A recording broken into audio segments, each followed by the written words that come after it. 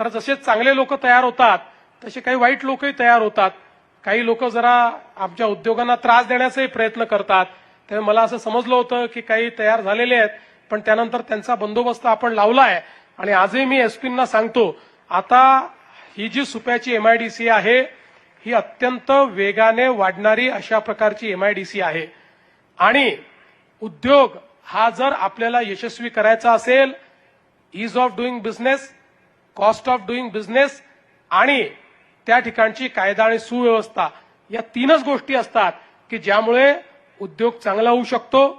Ease of doing बिझनेसमध्ये आपण काम करतो, कॉस्ट कशी कमी आणायची असा आपण प्रयत्न करतो, लॉजिस्टिक्स कॉस्ट कशा कमी करायच्या याचा प्रयत्न आपण करतो. पुढच्या 5 वर्षाकरता कुठल्याही परिस्थितीमध्ये औद्योगिक विजेचे दर वाढणार नाही याची देखील आपण काळजी घेतली आहे.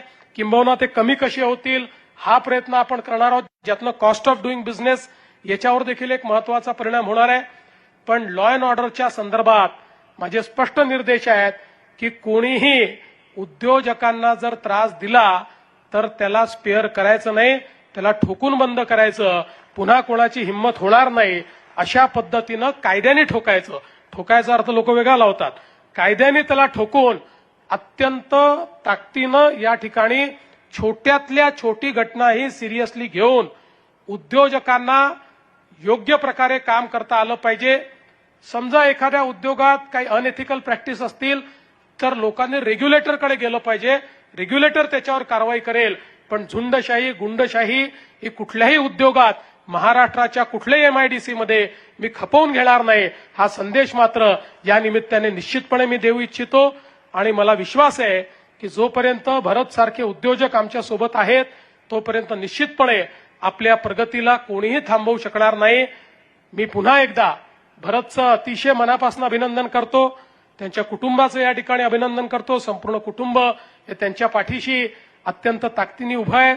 त्यांच्या कन्येनी मला आज खूप सुंदर ग्रीटिंग या ठिकाणी दिलेलं आहे, त्याबद्दल मी तिचे देखील आभार मानतो की तिने खूप मेहनत करून एक स्वतःच्या हाताने एक सुंदर अशा प्रकारचं ग्रीटिंग तयार केलेलं आहे. तिचंही मनापासून कौतुक करतो आणि या चांगल्या कार्यक्रमाला मला या ठिकाणी बोलवलं त्याबद्दल आभार मानतो. पुढचे अनेक कार्यक्रम असल्यामुळे खरं म्हणजे पालकमंत्र्यांचं, सभापतींचं, सगळ्यांचं भाषण होणं गरजेचं होतं, पण मी म्हटलं ते शेवटी भूमिपुत्रच आहेत, त्यामुळे ते नंतरही या ठिकाणी भाषण करतील. मी आपलं भाषण पहिले करून घेतो आणि म्हणून मी पुन्हा एकदा आपले आभार मानतो.